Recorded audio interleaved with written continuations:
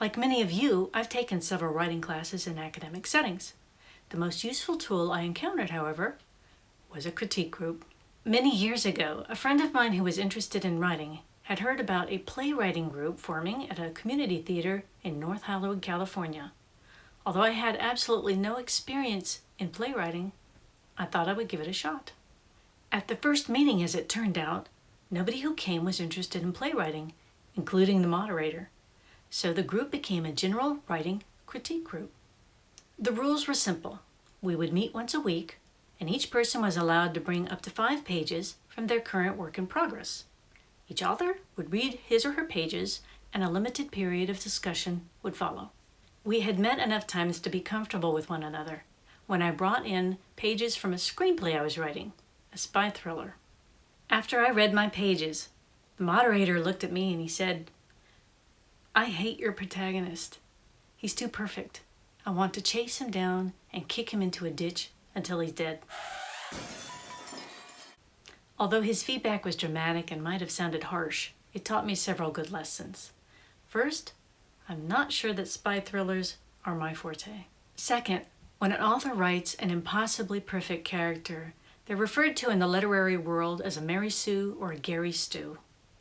Nobody can identify with such characters or root for them to succeed, and the reader tends to react with hostility and or lack of interest.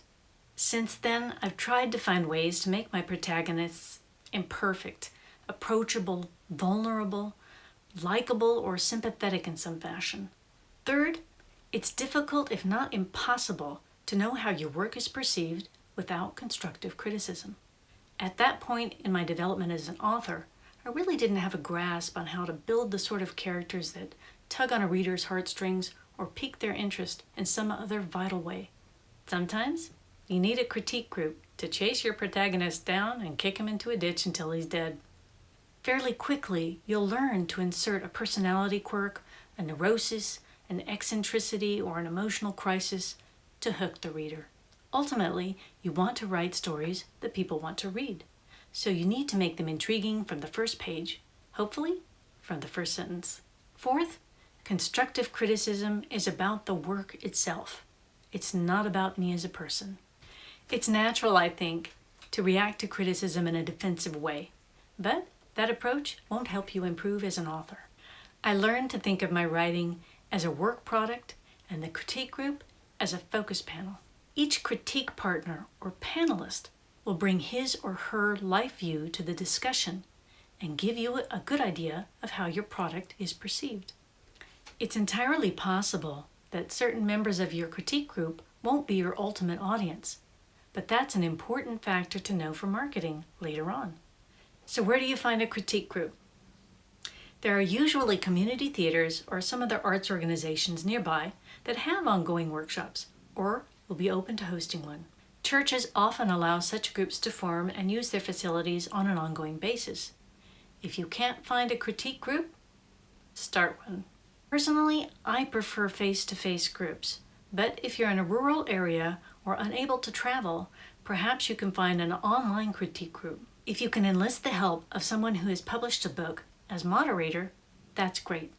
If not, you can still get valuable feedback from your fellow aspiring authors. Never forget that whatever you write in your career, you're going to get criticism. Some of it will be constructive, and some of it will be downright mean.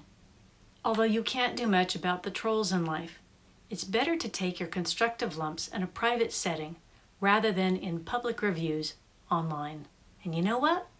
In the end, there's nothing better than receiving a glowing 4 or 5-star review from a reader who loves your work. Talk to you soon. Next episode, locker room talk.